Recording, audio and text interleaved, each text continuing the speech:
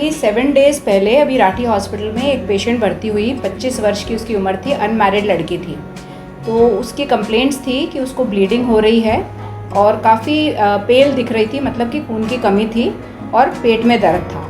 तो हमने उसकी सोनोग्राफी कराई। सोनोग्राफी में उसके कोई 6-7 सेंटीमीटर की गांठ आई और ऐसा बता रहे थे कि ट्यूब में भी सूजन है। तो हमने सोचा उसको ठीक है, अपन इस केस को आराम से हैंडल कर सकते हैं। हमने उसको भर्ती कर लिया और एवरी डे एक बॉटल इसको ब्लड चढ़ाया। ऐसे करके हमने इसको 4 यूनिट ब्लड लगाए। उसका ब्लड का आ गया था नंबर, करीब हीमोग्लोबिन आ गया था 10.5। फिर हमने सोचा कि वीकनेस फिर भी उसको दिख रही थी, चक्कर वक्कर भी आ रहे थे, तो एक बार उसको घर भेजते हैं, थोड़ा बिल्डअप थेरेपी देंगे और 4-5 दिन बाद अपन कॉल करेंगे और हम उसको रखेंगे लैप्रोस्कोपिक मायोमेक्टमी के लिए, diagnostic laparoscopy along with lap myomectomy. फिर घर चली गई। उसके बाद 3 दिन या 2 दिन बाद उसका फ़ोन आया कि मुझे तो वापस से ब्लीडिंग हो रही है। तो मैंने कहा ठीक है, तुम आ जाओ, हम आपको बीच में ही ऑपरेट करेंगे। पेशेंट आ गई, भर्ती हो गई, हमने उसको पोस्ट कर लिया, ओटी के अंदर उसको ले लिया। हमने उसको स्कोप डाला ऊपर से, तो to our surprise we could not see the uterus. मतलब हमें बच्चेदानी ही नज़र नहीं आई, गांठ नज़र नहीं आए। तो हमें एक शौक सा लगा कि भाई हमारी रिपोर्ट गलत है या क्या प्रॉब्लम हो गई, हमें कुछ भी नहीं दिख रहा। साथ ही साथ हमें क्या दिख रहा था कि उसका जो राउंड लिगामेंट्स है दोनों साइड के और दोनों ट्यूब्स कप शेप के अंदर घुसे हुए हैं।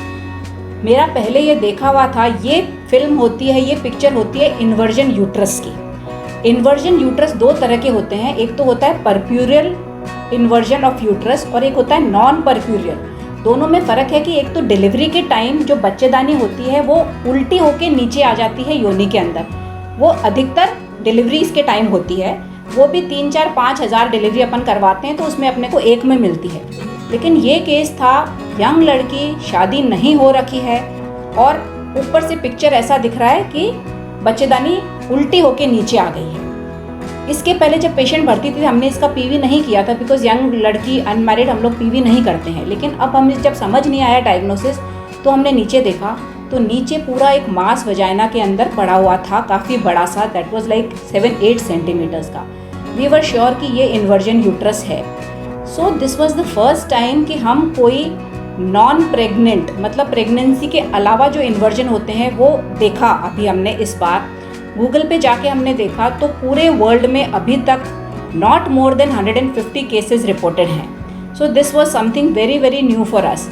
उसके बाद रिपेयर वो सब करना हम लोग को आता था। हमने पेशेंट को फिर ओपन सर्जरी के लिए पोस्ट किया, उसके अटेंडेंट्स को बताया और हॉल्टेंस रिपेयर से बड़ी मुश्किल हुई हमें करने में, क्योंकि उसके अंदर एक 6-7 सेंटीमीटर की गांठ भी थी। तो हॉल्टेंस रिपेयर के द्वारा पीछे से हमने दोनों यूट्रोसेकल्स के बीच में एक वर्टिकल इंसिशन दिया, बच्चेदानी को नीचे से ऊपर की तरफ लेके आए, उसकी गांठ को निकाली, यूट्रस को पूरा अच्छी तरह से 3 लेयर्स में रिपेयर किया और पेशेंट का एब्डोमेन इसके बाद में हीमोस्टेसिस चेक करने के बाद में बंद कर दिया। अब पेशेंट को 3 दिन हो चुके हैं, काफ़ी एकदम अच्छी है, रिकवरी उसकी हो गई है। So I actually want to thank मेरे पूरे राठी हॉस्पिटल के स्टाफ को, डॉक्टर्स को, एनेस्थेटिस्ट को, क्योंकि सबने बड़े सपोर्ट के साथ ये नई चीज़ को हमने अच्छे से अंजाम दिया।